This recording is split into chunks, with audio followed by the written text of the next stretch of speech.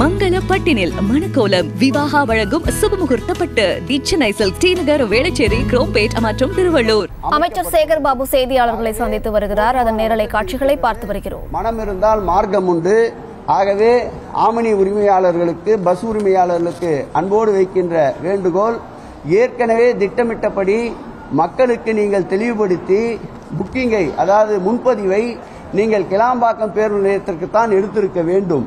அதை விடுத்துவிட்டு முரண்பாடு கருத்து கொண்டு மீண்டும் நீங்கள் கோயம்பேடு பேருந்திலேயே அந்த முன்பதிவை எடுப்பதால் தான் இந்த குழப்பமான சூழ்நிலை ஏற்பட்டது என்பதை வருத்தத்தோடு தெரிவித்துக் கொள்கிறோம்.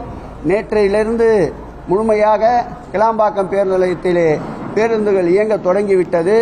ஆகவே ஆமணி போக்குவரத்து உரிமையாளர்கள் மக்களுக்கு சிரமம் ஏற்படுத்தாமல் முன்கூட்டியே தகவலை தெரிவித்து கிளாம்பாக்கம் பேருந்து நிலையத்திலிருந்து அவர்கள் பயணம் செய்வதற்குண்டான ஏற்பாடுகளை செய்யுங்கள். உங்களுக்கு தேவையான உதவிகளை சென்னை பெருநகர வளர்ச்சி குழுமமும் போக்குவரத்து துறையும் தயாராக இருக்கின்றது. மாண்புமிகு போக்குவரத்து துறை அமைச்சரும் நேற்று முழுவதுமாக இந்த பிரச்சனையிலே முதல்வருடைய ஆலோசனையோடு முதல்வர் அவர்கள் உத்தரவின் பேரில் அனைத்து நிலையிலேயும் தேவையான வசதிகளை செய்து கொடுத்து கொண்டிருக்கின்றோம்.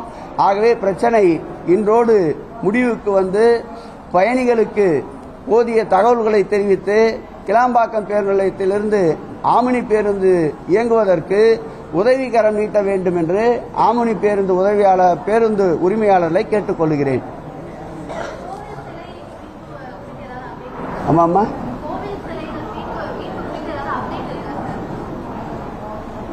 இந்த ஆட்சி ஏற்பட்ட பிறகுதான் அதிகத்திற்கும் மேற்பட்ட சிலைகள் அடையாளம் காணப்பட்டிருக்கின்றன. அந்த சிலைகளை மீட்டு வருகின்ற பணிகளை சிலை கடத்தல் தடுப்பு பாதுகாப்பு பிரிவு மேற்கொண்டு வருகின்றது. செய்திகளை உடனுக்குடனும் துல்லியமாகவும் தெரிந்து கொள்ள சப்ஸ்கிரைப் பண்ணுங்க.